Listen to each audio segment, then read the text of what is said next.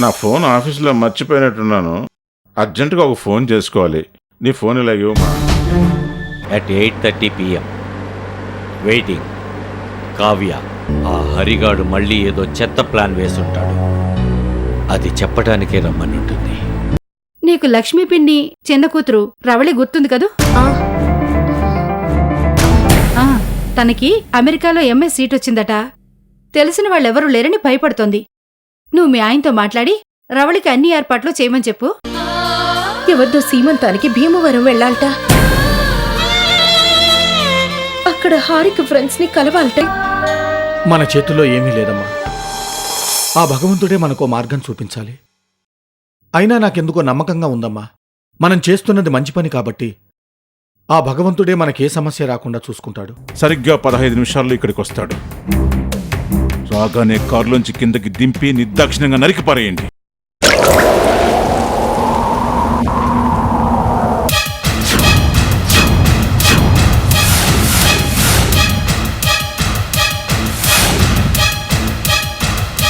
రేయ్ రేయ్ ఏ జీవన్ జీవన్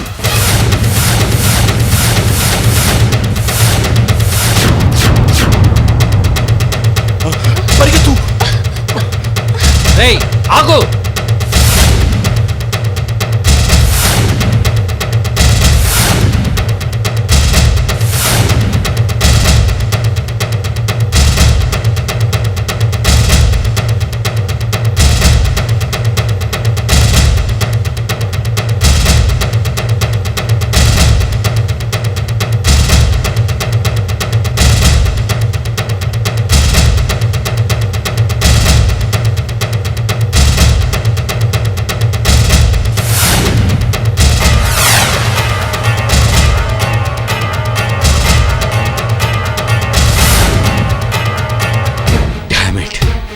తప్పించుకున్నాడు. అయినా వీడెవరో అమ్మాయితో తిరుగుతున్నాడు. మరి గాయత్రి ఏమైనట్లు? మంచోడిగా నటించినందుకు ఇప్పటికి ప్రతిఫలం దక్కింది. ఇప్పుడు ఆస్తి చేతికి వచ్చింది కాబట్టి టైం చూసుకొని దాని కడుపులో బిడ్డని పైకి పంపించేస్తే ఇక మనకి ఏ అడ్డు ఉండదు. కొంపతీసి వీడు అన్నంత పని చేసినట్టున్నాడు. వీడి వాలకం చూస్తుంటే గాయత్రిని ఏదో చేసినట్టే ఉన్నాడు. పాపం అమాయకురాలు ఇప్పుడెక్కడుందో, ఏమైపోయిందో.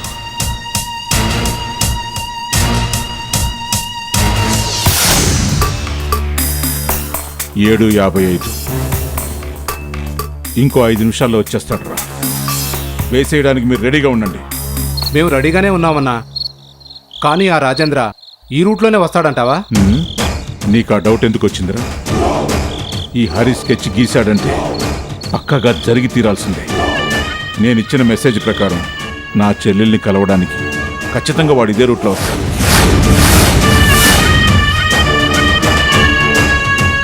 ఇంకా 3 నిమిషాలు.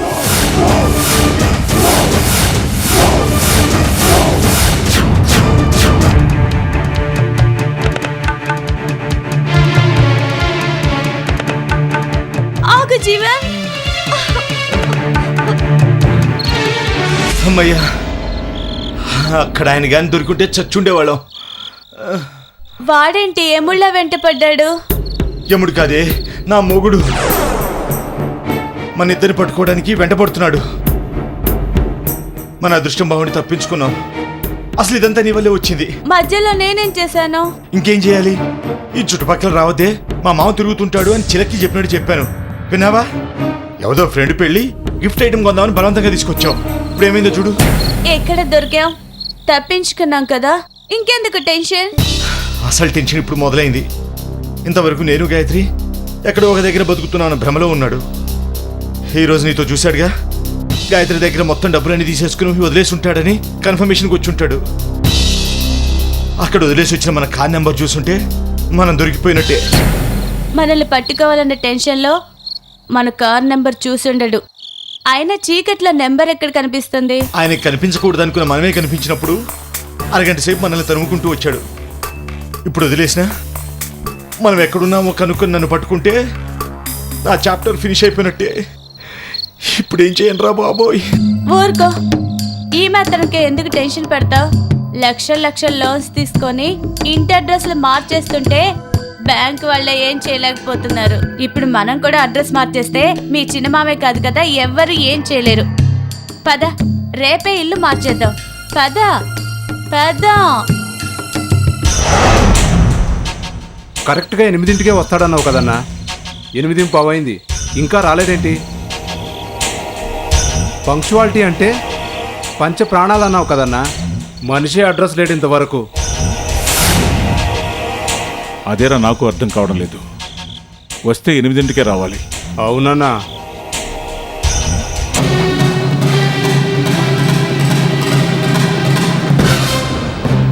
అన్నా, ఏదో కారు వస్తుందన్నా.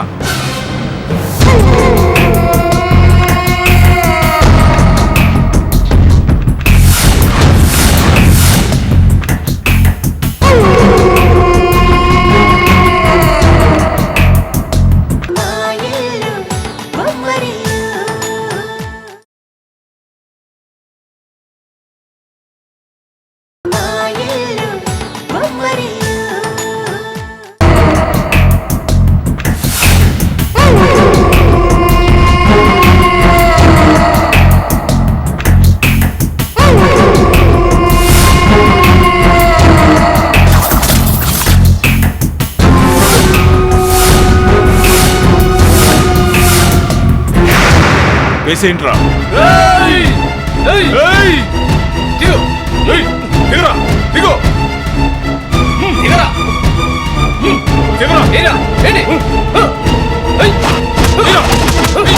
వదలండి మా వారిని, ప్లీజ్ వదలండి. ఎందుకు కొడుతున్నారు? వదిలేయండి ప్లీజ్, వదలండి ప్లీజ్, వదలండి.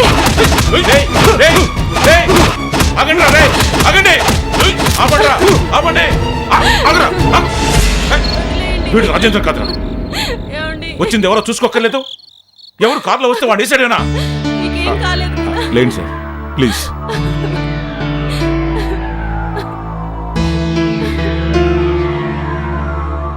కూర్చోండి సార్. నెమ్మదిగా సార్. అమ్మా మీరు వెళ్ళండి.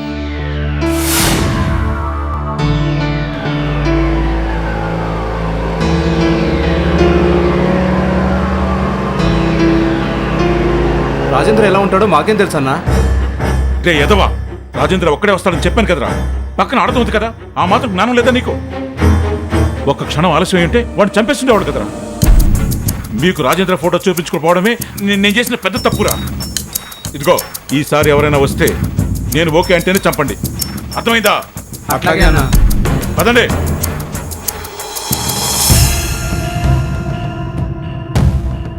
తొమ్మిది అవుతుందన్నా, ఇక రాడేమో. వెళ్ళిపోదాం పదన్నా. ఖచ్చితంగా రావాలిరా. ఎందుకు రాలేదు? వేరే రూట్లో వెళ్ళిపోయాడేమో అన్నా. అయినా దారులు కాయడం ఎందుకన్నా? ఇంటి అడ్రస్ ఇవ్వన్నా, డైరెక్ట్గా ఇంటికి వెళ్ళి వేసేస్తాం. రేయ్, ఎందుకురా? రాజేంద్ర అనుకొని ఇంకెవరైనా పడడానికే? మీరేమంత ఘనకార్యం చేయక్కర్లేదు, కానీ ఈసారి ఇంకో బ్రహ్మాండమైన స్కెచ్ చేస్తాను. అప్పుడు చూసుకుందాం. పదండ్రా.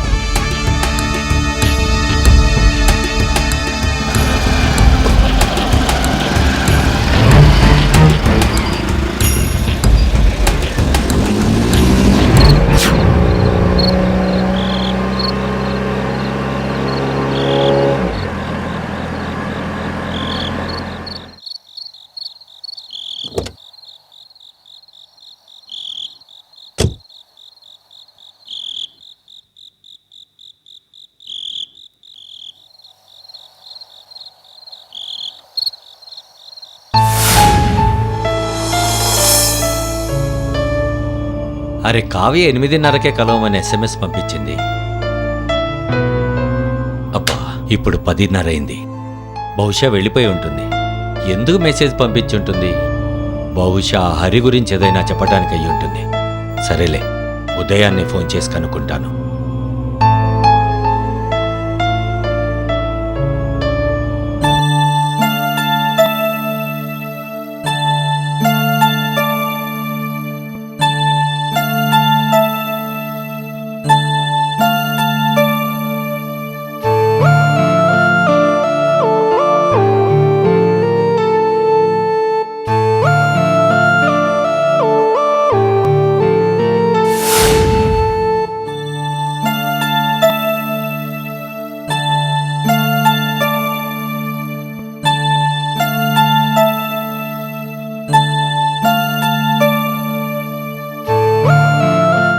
ఏంటి బాబాయ్, ఏమైంది?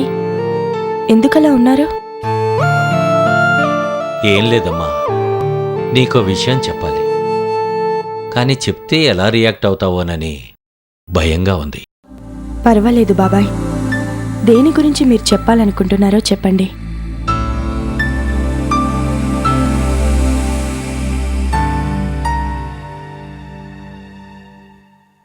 ఈరోజు మీ భావం చూశానమ్మా.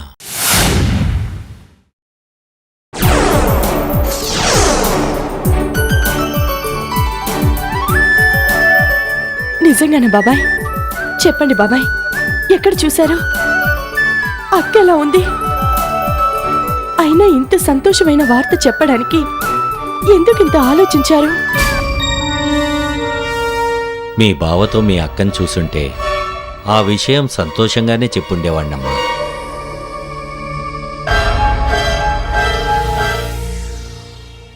మీ అక్క స్థానంలో ఇంకో అమ్మాయి ఉందమ్మా.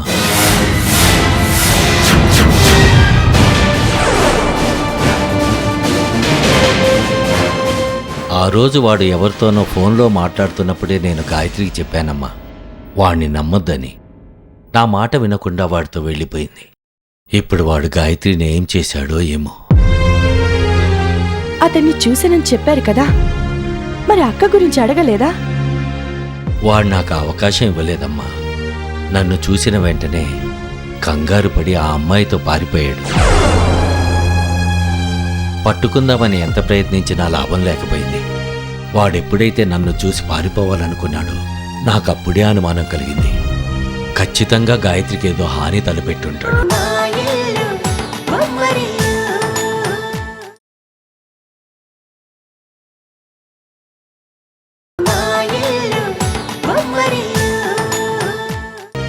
వాడెప్పుడైతే నన్ను చూసి పారిపోవాలనుకున్నాడో నాకప్పుడే అనుమానం కలిగింది.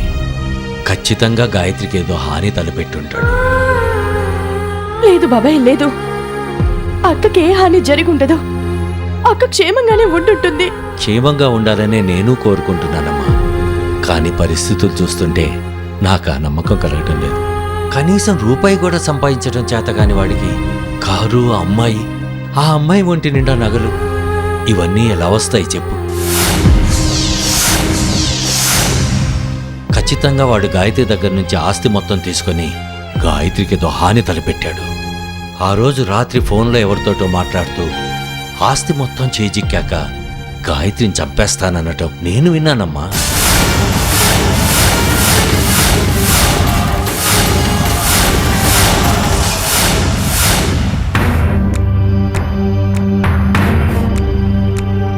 ఆ నీచుడు అన్నంత పని చేసినట్టున్నాడు.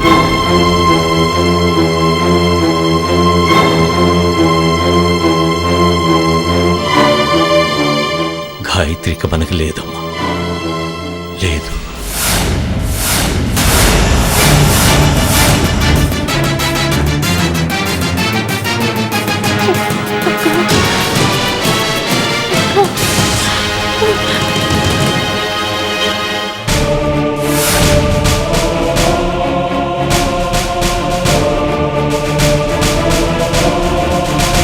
డాక్టర్, ఎలా ఉంది డాక్టర్? ఐఎమ్ సారీ, సమయానికి హాస్పిటల్కి తీసుకురాకపోవడం వల్ల చనిపోయింది.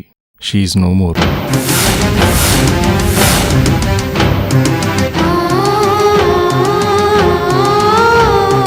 ఈ విషయం భార్గవ్కి తెలియకూడదు. తన అక్కకి ఏదైనా హాని జరిగిందని తెలిస్తే తట్టుకోలేదు. అందుకే భార్గవ్కి ఈ విషయం ఎప్పటికీ చెప్పకూడదు. బాబాయ్, ఏంటమ్మా? రండి భోంచేద్దురు గాని.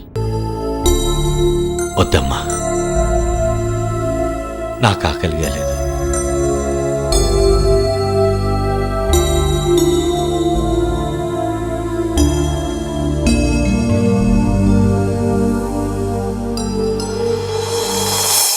యాండి, రండి భోంచేదురుగాని.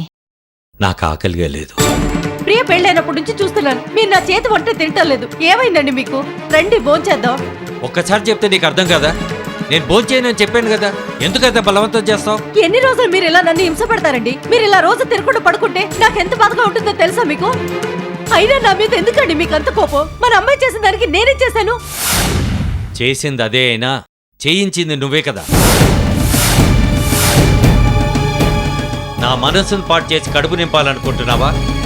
సమాజం దృష్టిలో మాత్రమే నువ్వు నా భార్యవి, అది నా కూతురు. కానీ నా దృష్టిలో నాకేమీ కాదు. ఏంటి బాబాయ్, ఎందుకింత కఠినంగా మాట్లాడి పిన్నిని బాధ పెడతారో? ఏ తల్లైనా బిడ్డ సంతోషాన్ని కోరుకుంటుంది. పిన్ని అదే చేసింది. నా దృష్టిలో అది తప్పేం కాదు. కన్నబిడ్డ సుఖాన్ని కోరుకోవటం తప్పు కాదమ్మా, కానీ ఇంకో బిడ్డ సుఖాన్ని దోచుకోవటం తప్పు. ఇది నీకెంత ద్రోహం చేసిందో తెలిసి కూడా ఎందుకమ్మా దాన్ని వెనకేసుకొస్తున్నావు? పిన్ని చేసింది మీరు తప్పే అనుకుంటే దానికి తగ్గ శిక్ష ఎప్పుడు అనుభవించింది బాబాయ్. జరిగిన దానికి పిన్ని ఎంతగా పశ్చాత్తాపడుతుందో నాకు తెలుసు. పశ్చాత్తాపానికి మించిన శిక్ష లేదు బాబాయ్. ఏ భార్య భర్త ఆకలితో ఉంటే చూసి తట్టుకోలేదు. మీరిలా రోజు భోజనం చేయడం మానేసి పిన్నికి ఇంకా పెద్ద శిక్ష వెయ్యొద్దు. భోంచేయండి బాబాయ్. సరే, నువ్వు చెప్పావు కాబట్టి నేను భోంచేస్తాను. కానీ ఒక కండిషన్. నేను చెప్పినట్లు నువ్వు వింటానంటేనే నువ్వు చెప్పినట్లు నేను భోంచేస్తాను. చెప్పడం కాదు బాబాయ్, ఏం చేయాలో ఆర్డర్ వెయ్యండి. మీకోసం నేనేమన్నా చేస్తాను. ఏం చేయాలో చెప్పండి బాబాయ్. రేపు ఉదయం నేను ఒక లాయర్ దగ్గరికి వెళ్తున్నాను. నువ్వు నాతో ఆ లాయర్ దగ్గరికి రావాలి. లాయర్ దగ్గరకా? నేనెందుకు బాబాయ్? చెప్తే నువ్వు రావు. కారణం ఏదైనా నేను భోంచేయాలని నీకుంటే నువ్వు తప్పకుండా రావాలి. వచ్చి సూర్యకి నోటీసులు పంపించాలి.